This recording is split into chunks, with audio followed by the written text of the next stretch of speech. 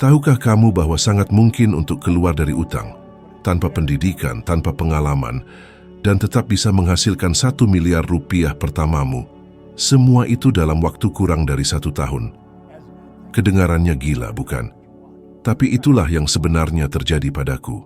Aku dulu benar-benar gagal, terlilit utang, tidak bahagia, sakit, dan hanya menghasilkan sekitar 4.600 euro setahun, sementara aku berutang hampir 6.900 euro.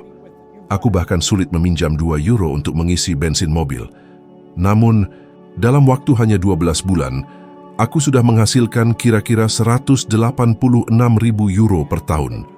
Dan dalam 5 tahun, aku melampaui 1 juta euro per tahun dengan sebuah perusahaan kebersihan yang aku dirikan tanpa pengalaman. Sekarang katakan padaku, apakah kamu benar-benar percaya bahwa kamu terjebak selamanya di tempat hidupmu sekarang? Atau kamu hanya menunggu seseorang menunjukkan cara keluar dari situ? Maka dengarkan aku baik-baik, karena jika kamu menerapkan apa yang akan aku tunjukkan sekarang, hidupmu bisa berubah begitu cepat, hingga teman-temanmu pun tak akan mengenalimu. Hal tersulit untuk diterima di awal adalah menyadari bahwa seluruh hidupku dikendalikan oleh sebuah citra diri yang bahkan aku sendiri tidak sadar aku miliki. Aku kira itu hanya nasib buruk. Aku kira dunia itu tidak adil.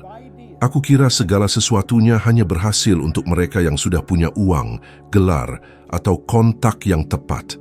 Namun kenyataannya, aku terjebak dalam sebuah kotak tak terlihat, sebuah citra diri yang berkata, "Kamu tidak cukup baik." Dan aku percaya itu tanpa mempertanyakan. Apakah kamu pernah merasa seperti itu? Seolah-olah selalu ada sesuatu yang kurang dalam dirimu untuk pantas mendapatkan kehidupan yang lebih baik? Aku tumbuh dengan keyakinan bahwa aku hanyalah orang biasa, terbatas, tanpa banyak peluang besar. Sekolah menguatkan keyakinan itu, pekerjaan menguatkannya, dan utang selalu mengingatkannya setiap hari. Aku menghasilkan sekitar 4.600 euro setahun dan berutang hampir 7.000 euro. Rasanya seperti berlari mengejar bayanganku sendiri. Dan setiap kali aku mencoba keluar dari lubang itu, sesuatu menarikku kembali. Sampai suatu hari seseorang menatap mataku dan berkata, "Bob, kenapa kamu tidak mengubah hasil yang kamu dapatkan?" Tampak seperti pertanyaan sederhana, tapi itu tidak pernah terlintas di benakku. Karena dalam hati, aku bahkan tidak tahu itu mungkin. Mengubah hasil berarti pertama-tama mengubah citra diriku. Dan untuk itu, aku harus memahami bahwa pikiran bekerja seperti proyektor bioskop. Citra yang kamu bawa di dalam dirimu adalah film yang akan diproyeksikan dalam hidupmu. Jika kamu berpikir kamu tidak cukup baik, seluruh dunia akan tersusun untuk mengkonfirmasi keyakinan itu. Dan tahukah kamu apa yang paling menakutkan? Citra itu ditanamkan padamu tanpa kamu sadari. Oleh orang tuamu, gurumu, tetanggamu, pengalaman buruk, trauma. Kamu tidak memilihnya, tapi kamu masih hidup dengan akibatnya hingga hari ini. Ketika aku memahami itu, rasanya seperti seseorang menyalakan lampu. Aku menyadari bahwa tidak ada yang hidup di atas citra diri yang ia bawa. Tidak ada. Tidak peduli seberapa keras kamu bekerja, belajar lebih banyak, melakukan segala sesuatu dengan benar. Jika di dalam hatimu kamu masih percaya bahwa kamu tidak mampu, kesuksesan akan selalu lepas dari genggamanmu. Itulah sebabnya banyak orang hidup dengan kelelahan, frustrasi, mengira masalahnya adalah kurang waktu atau kesempatan. Tapi bukan itu masalahnya. Masalahnya adalah citra diri. Dan selama itu tidak berubah, tidak ada yang berubah. Banyak orang bertanya padaku, "Bob, dari mana aku harus mulai?" Dan aku selalu mengatakan, mulai dengan melihat ke dalam dirimu. Apa yang benar-benar kamu percaya tentang dirimu?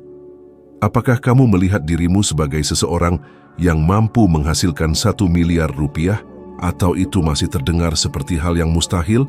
Aku bisa pastikan padamu, 1 miliar pertama tidak muncul di rekening bankmu, melainkan di dalam pikiranmu. Dan jika kamu tidak pernah bisa memvisualisasikannya dengan jelas, merasakannya seolah sudah nyata, kamu tidak akan menarik realitas itu.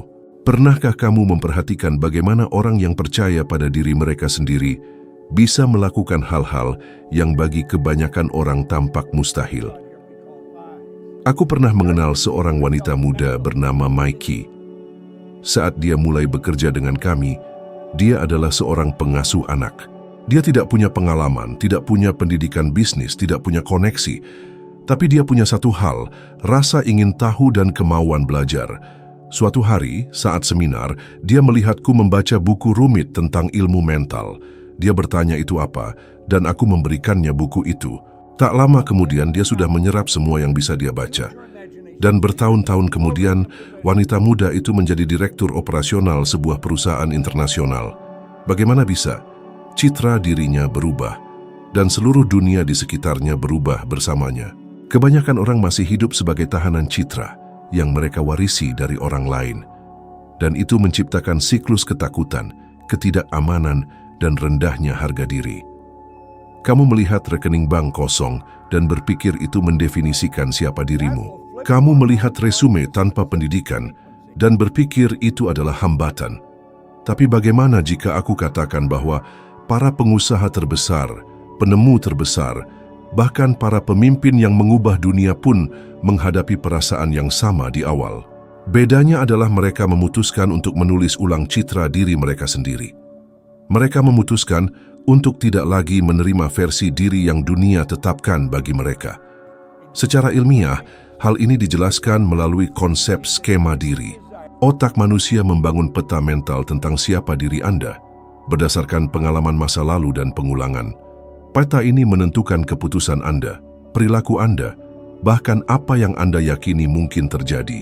Dalam sebuah penelitian yang dilakukan oleh Universitas Stanford, para peneliti menemukan bahwa ketika seseorang secara konsisten membayangkan versi baru dari dirinya dengan emosi dan kejelasan, otak mulai mengubah struktur sarafnya, seolah-olah mulai menerima citra baru tersebut sebagai kenyataan. Ini bukan mistisisme, ini adalah ilmu saraf. Dan ada satu hal yang tidak pernah diberitahu kepada Anda. Pikiran Anda tidak bisa membedakan antara apa yang nyata dan apa yang sangat Anda bayangkan. Jika Anda mulai membayangkan diri Anda sebagai seorang jutawan setiap hari, dengan semua detail, bagaimana Anda berpakaian, di mana Anda tinggal, bagaimana perasaan Anda, otak Anda akan mulai menerima itu sebagai kebenaran. Disinilah keajaiban dimulai. Sikap Anda berubah, kata-kata Anda berubah, energi Anda berubah. Dan sebagai konsekuensinya hasil Anda berubah. Namun tentu saja, kebanyakan orang tidak melakukannya. Mengapa? Karena terdengar konyol, terlalu sederhana. Tapi izinkan saya bertanya, mana yang lebih konyol? Membayangkan hidup impian Anda setiap hari, atau melewati 10 tahun lagi frustrasi di tempat yang sama, melakukan hal yang sama, berharap sesuatu berubah secara ajaib? Anda harus memutuskan sekarang cerita mana yang akan terus Anda ceritakan pada diri sendiri. Kisah kegagalan yang tak terelakkan, atau kisah transformasi yang mungkin. Ambillah selembar kertas dan tulislah dengan huruf besar, "Ini adalah citra baru yang saya miliki tentang diri saya." Ulangi itu sampai otak Anda menerimanya sebagai kebenaran. Mungkin Anda pikir ini tidak akan berhasil. Mungkin Anda berkata, "Ini sangat berbeda dari yang saya kenal. Saya mengerti, saya juga menolak di awal." Tapi tahu apa yang membuat saya terus maju? Saya melihat bahwa alternatifnya adalah tetap menjadi pria yang hancur dan frustrasi, berjuang mencari sekitar 4 juta rupiah untuk bensin. Dan itu, saya sudah terlalu mengenalnya. Jadi pilihan ada di tangan Anda. Entah Anda terus memberi makan citra kegagalan setiap hari tanpa sadar, atau mulai hari ini menanam citra kesuksesan, kelimpahan dan kebebasan. Karena juta pertama Anda, yang sekitar 90 juta rupiah, sudah ada. Ia hanya menunggu Anda menjadi orang yang percaya pantas menerimanya. Salah satu ilusi terbesar yang membuat orang terjebak di tempatnya adalah gagasan bahwa mereka harus menunggu kondisi sempurna. Menunggu uang, menunggu waktu, menunggu faktor eksternal yang selaras, yang dalam praktiknya hampir tidak pernah datang. Dan tahu apa hasilnya? Kebanyakan orang tidak pernah memulai. Mereka terus berkata, "Begitu saya punya uang, saya akan mulai. Begitu saya punya waktu, saya akan mulai. Ketika semuanya tenang, saya akan atur semuanya." Tapi waktu terus berjalan dan tidak ada yang berubah. Kenyataannya, Anda tidak membutuhkan semua itu yang Anda kira Anda butuhkan. Yang Anda butuhkan adalah keputusan. Keputusan selalu datang sebelum keadaan. Saat saya mulai membersihkan kantor, bukan karena saya punya modal, pengalaman, atau keamanan. Saya hanya punya sebuah ide dan kemauan untuk berubah. Saya siap melakukan pekerjaan jujur apapun yang bisa membuat saya bergerak. Dan itulah yang saya lakukan. Saya mengambil ember, sapu, dan mencari kontrak satu persatu. Dan tahu apa yang saya temukan? Alam semesta tidak merespons ketakutan. Ia merespons tindakan. Ingin tahu kenapa kebanyakan orang tetap terjebak? Karena mereka masih mencoba menjalani kehidupan baru dengan pola pikir lama. Mereka bilang ingin tumbuh, tapi masih berpikir seperti orang yang terbatas.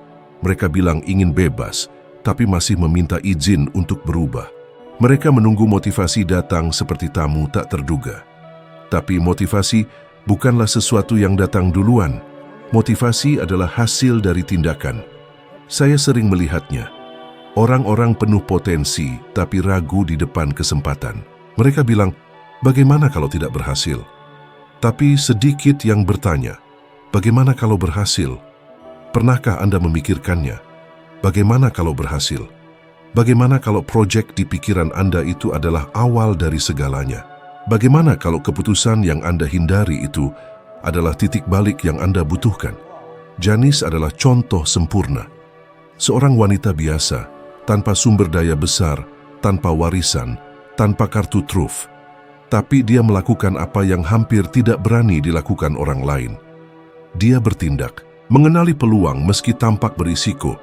Dia maju terus, bukan karena mudah, tapi karena dia tahu apa yang dia inginkan. Sekarang, dia adalah salah satu pemimpin pemasaran jaringan terbesar di dunia.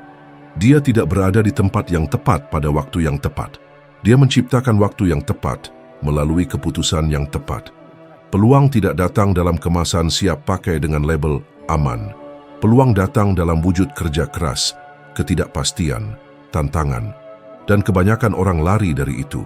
Lari dari tanggung jawab untuk menerima kebesaran dirinya sendiri. Tapi kamu tidak di sini untuk menyembunyikan cahayamu. Kamu di sini untuk berkembang. Dan perkembangan hanya terjadi ketika kamu benar-benar berkomitmen pada apa yang kamu inginkan. Izinkan aku memberitahumu sesuatu yang aku pelajari saat mempelajari tingkat getaran dan kesadaran. Segala sesuatu di alam semesta bergerak. Segala sesuatu bergetar pada frekuensi tertentu. Ini bukan mistisisme, ini adalah sains. Ketika kamu memutuskan sesuatu dengan intensitas, frekuensimu berubah, dan kamu mulai menarik hal-hal yang berbeda. Namun, selama kamu terus bergetar dalam kekurangan, keraguan, dan ketakutan, itulah yang akan kembali padamu. Keputusan adalah titik peralihan antara kehidupan yang kamu jalani dan kehidupan yang kamu inginkan. Dan itu adalah keputusan nyata yang tidak bisa dinegosiasikan. Bukan keputusan setengah hati seperti aku akan coba atau lihat saja bagaimana hasilnya. Itu adalah keputusan yang kamu rasakan di dadamu, yang membakar di dalam dirimu, yang membuatmu bangun lebih awal, belajar setelah bekerja, menghadapi ketidaknyamanan tanpa mengalihkan pandangan dari tujuanmu. Dan tahukah kamu apa yang terjadi setelahnya? Alam semesta mulai merespons. Orang-orang yang tak pernah kamu bayangkan muncul. Pintu-pintu yang tertutup terbuka, ide-ide baru muncul. Tapi tidak ada dari ini terjadi sebelum keputusan itu dibuat. Dan disinilah banyak orang salah. Mereka menunggu alam semesta bergerak duluan. Tapi kamu yang harus mengambil langkah pertama. Dan tidak masalah jika itu kecil. Yang penting itu nyata, dengan niat. Banyak orang bertanya, bagaimana aku tahu ini saat yang tepat? Aku jawab, saat yang tepat tidak ada. Yang ada adalah kamu memutuskan bahwa sekarang adalah waktunya. Apakah kamu pikir aku merasa siap ketika aku keluar dari pemadam kebakaran untuk membuka perusahaan kebersihan? Aku punya hutang, tidak punya pendidikan formal, dan satu-satunya nasihat yang kuterima adalah baca buku ini setiap hari. Dan aku membacanya. Aku percaya. Bukan karena itu sudah mungkin, tapi karena aku memutuskan untuk menjadikannya mungkin. Kamu tidak perlu menunggu realitasmu berubah untuk mengubah sikapmu. Sikapmu yang mengubah realitas. Gerakan internal itulah yang mengubah dunia luar. Dan jika kamu masih menunggu semuanya sempurna untuk mulai, Izinkan aku memberitahumu sesuatu yang bisa mengubah hidupmu. Kamu sudah punya cukup untuk melangkah ke tahap berikutnya. Dan itu satu-satunya hal yang penting sekarang. Ceritamu tidak dimulai ketika semuanya sempurna. Ceritamu dimulai ketika kamu memutuskan cukup menunggu, cukup bertahan hidup. Dan saatnya hidup dengan tujuan, dengan arah, dengan keberanian. Karena waktu terus berjalan.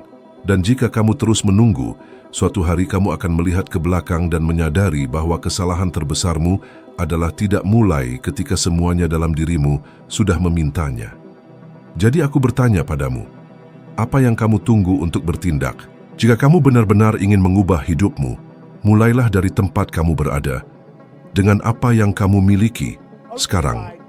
Bukan keadaan yang menentukan kesuksesan, tapi keputusan. Dan kamu sedang mengambil keputusan itu saat ini juga. Meskipun dalam keheningan, pernahkah kamu bertanya-tanya mengapa? Bahkan setelah memutuskan mengubah hidup, memulai sesuatu yang baru, akhirnya bertindak, semuanya tampak kembali ke titik semula. Seolah ada kekuatan tak terlihat menarikmu kembali ke pola lama. Ini punya nama. Bukan keberuntungan buruk, ini paradigma. Dan selama kamu belum mengerti apa itu, dan yang lebih penting bagaimana mengalahkannya, kamu akan terus terjebak dalam siklus yang sama, berusaha keras, tapi maju sedikit. Paradigma seperti program yang terpasang dalam alam bawah sadarmu. Sistem otomatis yang menentukan bagaimana kamu berpikir, bereaksi, berapa banyak uang yang kamu rasa pantas kamu dapatkan, gaya hidup apa yang kamu percaya bisa kamu jalani. Dan yang paling menakutkan adalah sistem ini terpasang tanpa izinmu. Dibuat dari cara kamu dibesarkan, kepercayaan orang tuamu, ketakutan yang kamu warisi, pengalaman masa kecil dan masa remajamu.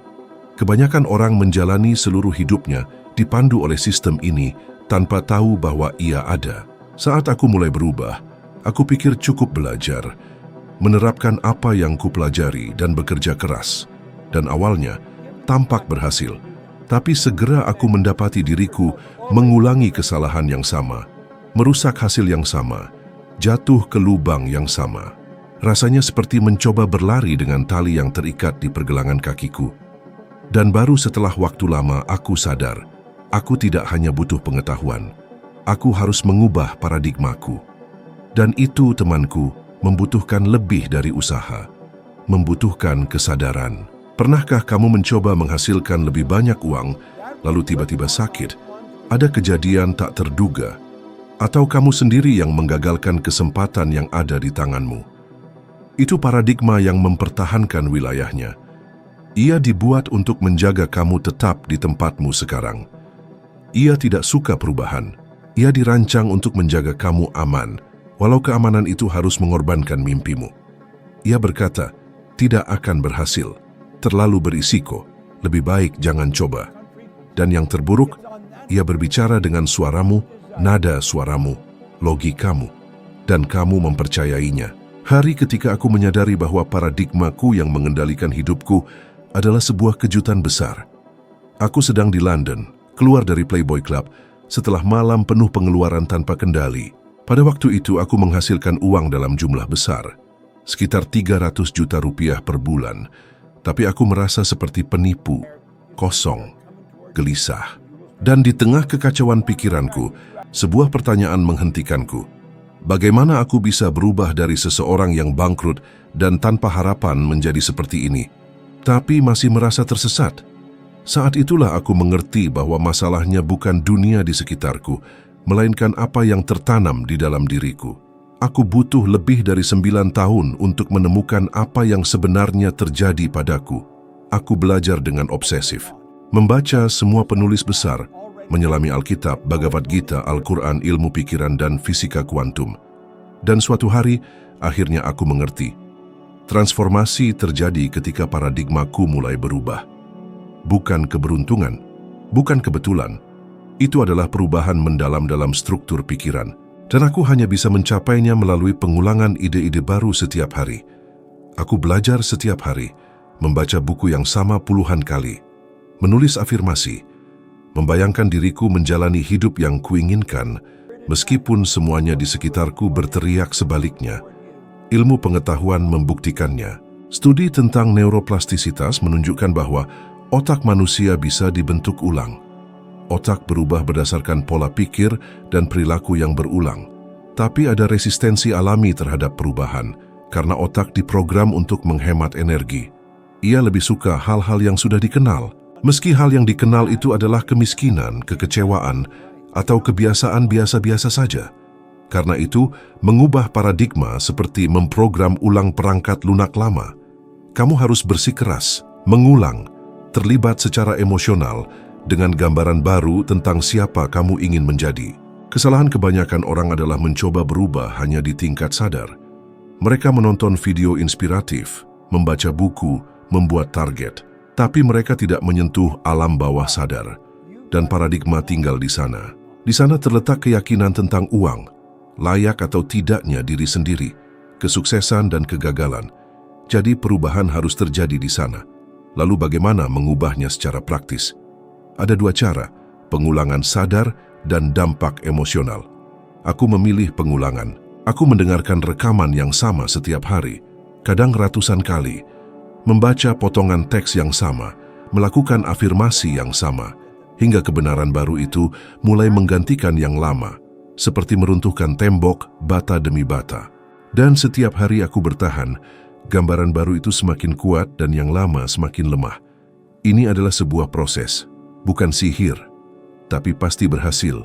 Kamu akan tahu ketika paradigma mulai goyah, karena kamu mulai berperilaku berbeda, mulai berkata tidak pada hal-hal yang dulu menguasaimu, mulai menjauh dari teman-teman yang hanya memperkuat identitas lamamu, menghabiskan lebih sedikit waktu untuk menjelaskan impianmu dan lebih banyak waktu untuk mewujudkannya, merasa bahwa perubahan sudah terjadi bahkan sebelum terlihat di dunia nyata.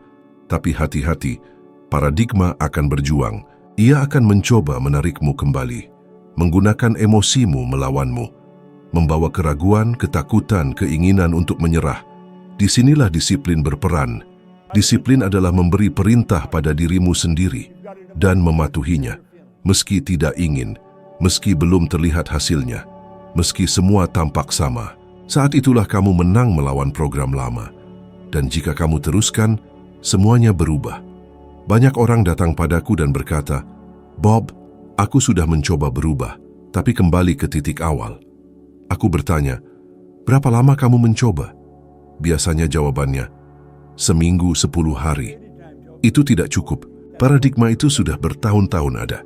Kamu tidak akan bisa merobohnya dalam seminggu.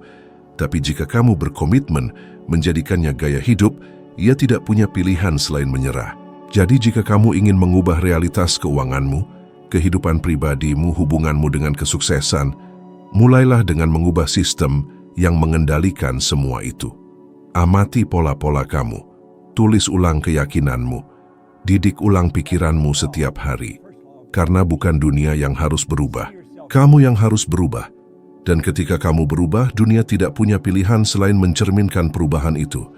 Bertahun-tahun aku percaya bahwa untuk mengubah hidup butuh serangkaian prasyarat, rencana sempurna, koneksi berpengaruh, keberuntungan. Tapi setelah aku sepenuhnya mengubah realitasku dan melihat ratusan orang lain melakukan hal yang sama, aku memahami satu hal yang menjadi kunci. Yang benar-benar kamu butuhkan adalah keinginan, tapi bukan keinginan sekadar kata-kata. Bukan bilang aku ingin kaya, tapi tetap hidup seolah itu tidak mungkin. Kamu harus menginginkannya dengan sepenuh hati, dengan pikiran, hati, dan tubuhmu.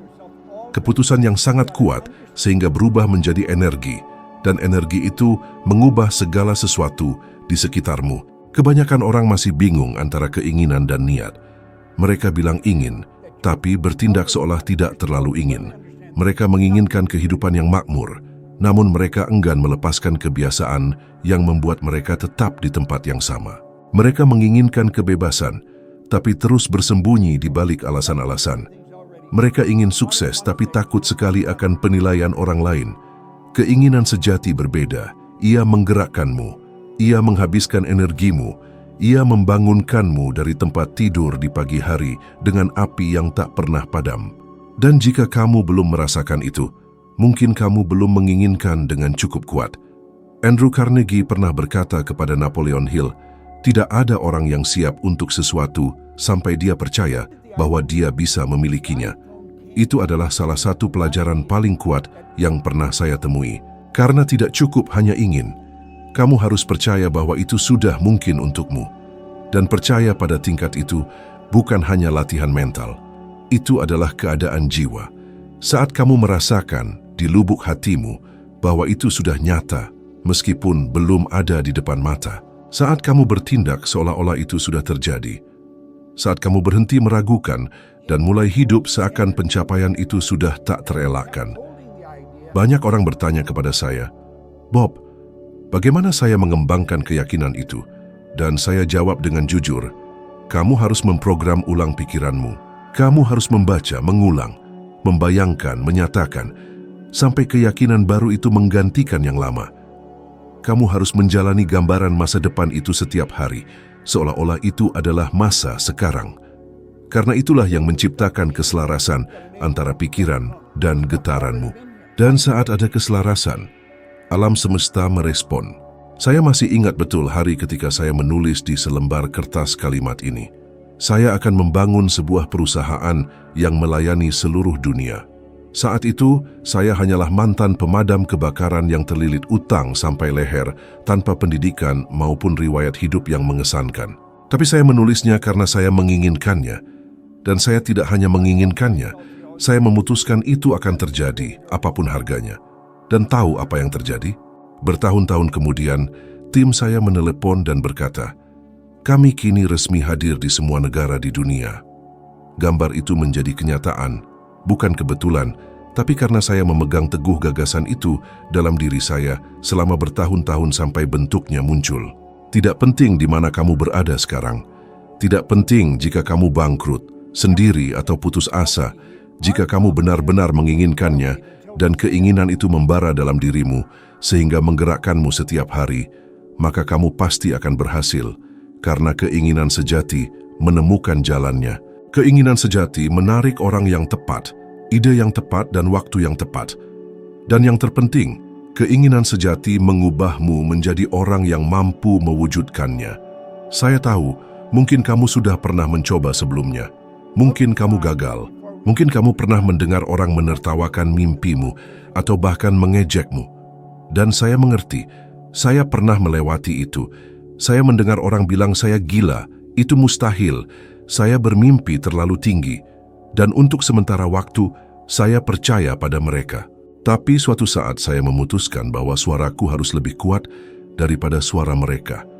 Bahwa keinginanku harus berteriak lebih keras daripada ketakutan. Dan disitulah segalanya mulai berubah. Kamu tidak perlu meminta izin untuk menginginkan sesuatu. Kamu tidak perlu membenarkan mimpimu kepada siapapun. Kamu hanya perlu menginginkannya dengan sungguh-sungguh, dengan intensitas, tanpa keraguan. Dan ketika keinginan itu lebih kuat daripada alasanmu, lebih kuat daripada ketakutanmu, lebih kuat daripada masa lalumu, maka kamu akan mulai bergerak ke arah yang benar-benar baru. Keinginan adalah benih, keputusan adalah tanah, disiplin adalah airnya, dan hasilnya adalah panen yang tak terelakkan. Tapi semuanya dimulai dengan api dalam diri ini, dengan suara cukup yang lahir di dalam dirimu. Dan jika kamu merasa suara cukup itu sudah datang, jika kamu merasa tidak bisa terus hidup di bawah potensimu, maka sekaranglah saatnya. Bukan besok, sekarang. Karena setiap detik kamu menunda masa depanmu, ketakutan semakin besar. Tapi setiap detik kamu berkomitmen padanya, ketakutan mengecil. Kamu hanya perlu satu hal, benar-benar menginginkannya. Dan jika kamu sudah merasakannya di dalam dadamu saat ini, maka kamu sudah lebih dekat daripada yang kamu kira, karena keinginanmu adalah awal dari segalanya. Semua yang ada di dunia ini, semua yang pernah diciptakan seseorang, dimulai tepat seperti itu. Dengan satu kata sederhana, dalam dan kuat, aku ingin. Dan jika ada satu hal yang ingin saya kamu bawa dari sini hari ini, itu adalah ini. Semuanya dimulai dari dalam dirimu. Jutaan pertama, transformasi pribadi. Hidup yang benar-benar kamu inginkan, tidak ada dari itu yang akan terjadi di luar sebelum terjadi di dalam. Ketika kamu mengubah cara pandangmu pada dirimu sendiri, cara kamu memutuskan, cara kamu percaya. Seluruh dunia di sekitarmu berubah, bukan karena dunia berubah sendiri, tetapi karena kamu menjadi seseorang yang berbeda. Seseorang yang menarik, yang mewujudkan, yang mengubah. Dan jika ini masuk akal bagimu, dan jika kamu merasa sesuatu mulai bergerak di dalam dirimu, maka kamu siap naik satu tingkat lagi. Video berikut yang muncul di layar kamu akan membawamu lebih jauh lagi. Ini adalah satu langkah lagi dalam perjalanan kebijaksanaan dan pertumbuhan yang akan membuatmu 1% lebih baik daripada sekarang. Dan 1% itu membuat semua perbedaan, percayalah. Terima kasih sudah bersama saya sampai di sini. Saya menantimu di video berikutnya. Mari kita lanjut bersama.